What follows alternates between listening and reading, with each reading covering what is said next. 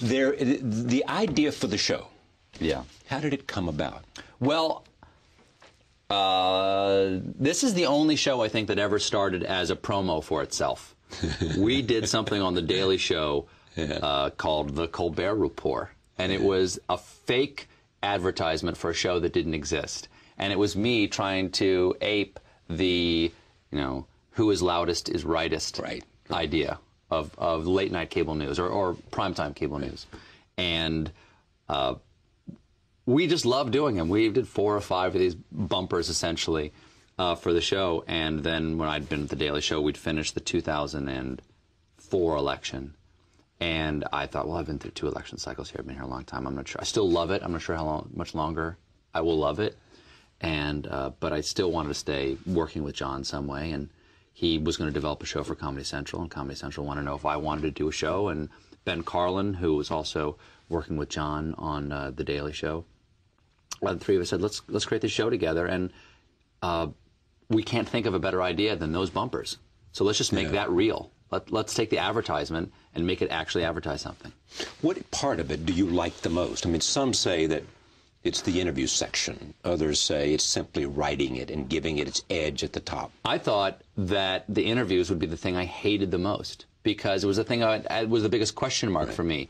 Because interviewing someone in character, as I'm sure if Martin Short would probably say the same thing as Jiminy Glick, or Sacha Baron Cohen would say this as Ali G or Borat or anything. I don't know. I've never spoken to him about it, but I'm not an assassin. Even though my character is very aggressive and I have a satirical intent, I don't want them to feel unwelcome. I don't want them to walk out and go, what did I just walk into?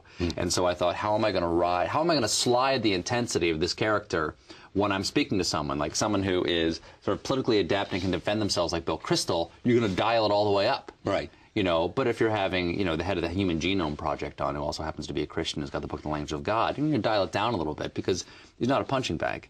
And I was afraid I couldn't do that. I love it. It's my favorite thing in the show. That's what I heard. You love that the most. I just love it. Because it's improvisation. That's why. I started out as an improviser, and I don't know what's going to happen in the interview. All that can happen in the written part of the show is I cannot do it as well as we wrote it. Exactly. It can only be a failure because it's like I've heard... In your mind, it couldn't have been better. I hear the symphony. Exactly. I heard composers are like that. Please don't play it. It's perfect up here. I know where it is. And my writers do such a good job, and I've got wonderful head writers, and all I can do is have to apologize later, like, guys, I'm sorry I blew that joke. But your skill as an ad-libber, some say, the combination of sort of, as they say, an encyclopedic mind and ad-libbing is what it is in the end you do best, i.e., in terms of talent, skill. Yes? You think? I don't know. I don't know. I mean, I don't observe. I'm not an observer. So I started off as an improviser. And when you improvise, I was taught at least that the idea is about listening and responding to what the other person is doing. And being willing to surrender what your plan was for the discovery of the moment. And jump down the rabbit hole was how it was described to me. Alice didn't intend to go there. This is the guy Del Close. Exactly. That's the first guy I learned from. And if you see a rabbit hole, jump in it. Yeah, exactly. Don't step over the crack on the sidewalk. Jump down the crack on the sidewalk. There are no mistakes, only discoveries. And so that, not only in studio interviews, but when I interview people in the field, is always the best thing for me. Is if I have that moment, I feel like I've been able to bring something to the comedy that it's not predictable. John has said this, and I think you just alluded to it. It is the notion that somehow, and people say this about villains when they're portraying them on the screen in movies, you've got to find something with characters, villainous characters, something people can grab hold to that they like. Otherwise, they'll just be turned off by the meanness. Here, John has said you've always got to find the decency that what makes you different, say, than Barat, and all the anti-Semitism and that it propelled that character. Is that there's a decency here. That's what you mean. I'd have to see Borat to see if there's a decency behind it, because I haven't seen it yet. But I don't know if I'm a decent person, but I know that my intention is comedy. And I am having a really good time when I do it. And I think the audience can see that. I mean, they see it overtly because But is that a substitute for decency, simply be having a good time? Everybody who's ever done television has said to me, make sure the audience knows how much, A, you know how to do it, you belong here, and you're having fun doing it.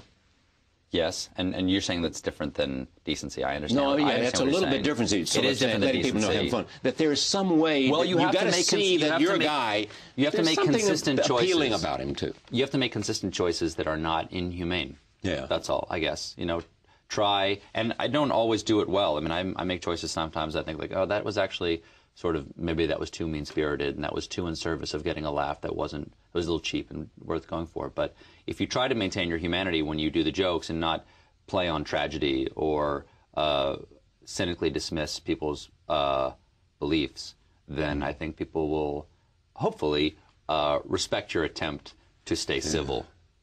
Meanwhile, I get to hide behind a character face, and so I get away with a lot that maybe John wouldn't, because they would judge John. And I have the layer. I have the protective mask. The amazing thing about your show for me, I mean, John has a great supporting cast. You were one of them.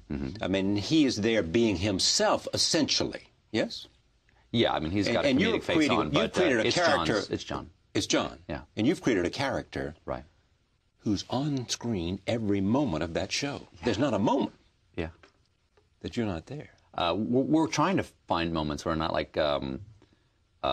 we had Paul Dinello go down as my building manager to open the Stephen Colbert Museum and Gift Shop in Colbert County, Alabama, in Escambia. So I was very excited, like, oh, there's a way. There's 3 minutes of not me. When you created him, were you thinking of Bill O'Reilly? Bill O'Reilly is a real model. I mean, I was thinking of